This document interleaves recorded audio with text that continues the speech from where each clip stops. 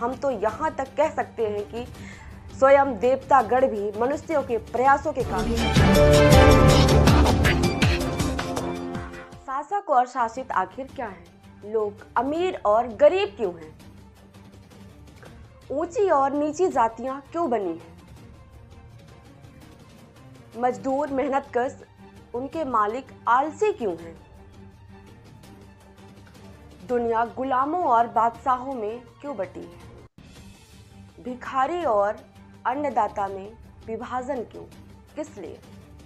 ये सभी प्रश्न आपके मन में आते होंगे। आप इन सभी प्रश्नों पर विचार कीजिए। ईश्वर किसके लिए है? क्या आप नहीं सोचते कि ईश्वर की रचना इन सब की सुरक्षा, इस असमानता को बनाए रखने के लिए हुई है? इसके अतिरिक्त ईश्वर ने मनुष्य के लिए किया ही क्या है? क्या ईश्वर ने मनुष्यता के कल्याण के लिए अभी तक कोई अच्छा कार्य किया है? क्या हमें ऐसे ईश्वर की आवश्यकता है जो केवल उन्हीं का भला चाहता है, जो बुराइयों को संरक्षण देते आए हैं? समाज में प्रेम, सुख, संतुष्टि और शांति के अभाव के लिए कौन जिम्मेदार है? अगर तर्क और विवेक बुद्धि से संपन्न व्यक्ति घृणा का पात्र बनते हैं, मृत्यु तक उन्हें चिंताएं घेरे रहती है, तो कौन उनके लिए जिम्मेदार है? कहीं इसका कारण ईश्वर में घोर आस्था तो नहीं है? यदि हम इसे मूर्खता कहकर टाल देते हैं कि मानवीय अज्ञानता को इसका मूल कारण मान लेते हैं, तो प्रकृति ने मनुष्य को बुद्धि का सौगात क्यों दिया?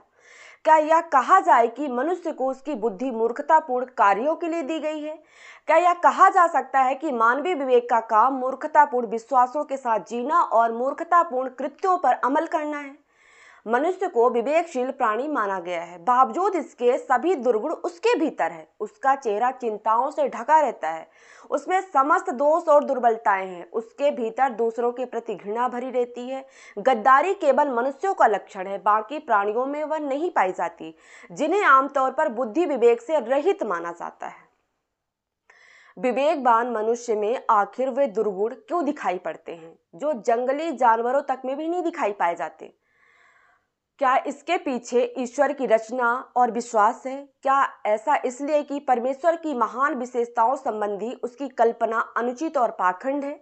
यदि हम यह समझने और पता लगाने में असमर्थ रहते हैं कि इस दुरावस्था के वास्तविक कारण क्या है, यदि हम उसके समाधान के लिए उपयुक्त सुझाव नहीं दे पाते, फिर हमारे विवेक की उपयोगिता ही क्या है?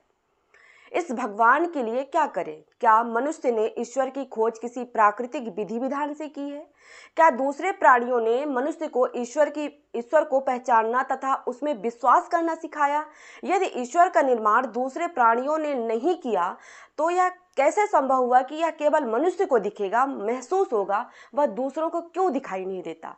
यहाँ तक कि वे लोग जो ईश्वर को पहचानने का दावा करते हैं, उन्हें वह अलग अलग रूपकारों में क्यों दिखाई पड़ता है? ईश्वर के कार्य, उसकी शक्तियाँ और व्यवहारों में इतना ज़्यादा विरोधाभास क्यों है?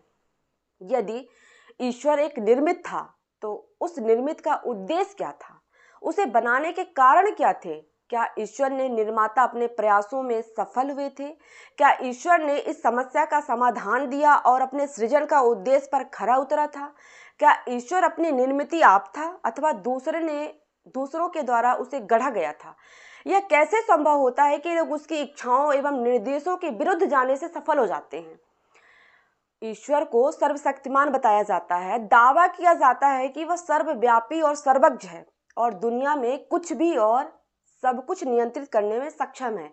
यदि यह सब सत्य है, तो मुझे ऐसा कुछ भी बताइए जो ईश्वर ने अब तक किया है।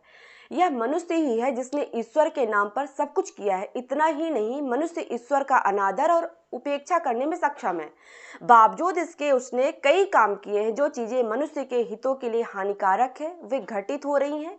जो चीजें समाज के लिए उपयोगी और सहायक नहीं है, वे भी सामने आ रही हैं। हम यह देखने में सक्षम नहीं कि प्रत्येक वस्तु को उसकी संपूर्णता और समग्रता को बनाया गया वह एक व्यक्ति से लेकर संपूर्ण समाज को संतुष्ट कर सकती है। ऐसा कुछ भी नहीं है जो मानवीय प्रयासों के बिना संभव हुआ हो। जीवन में ऐसा भी कुछ नहीं है जिससे हम ईश्वर पर गर्व कर सकें। सब कुछ मनुष्य के कठिन परिश्रम की देन है।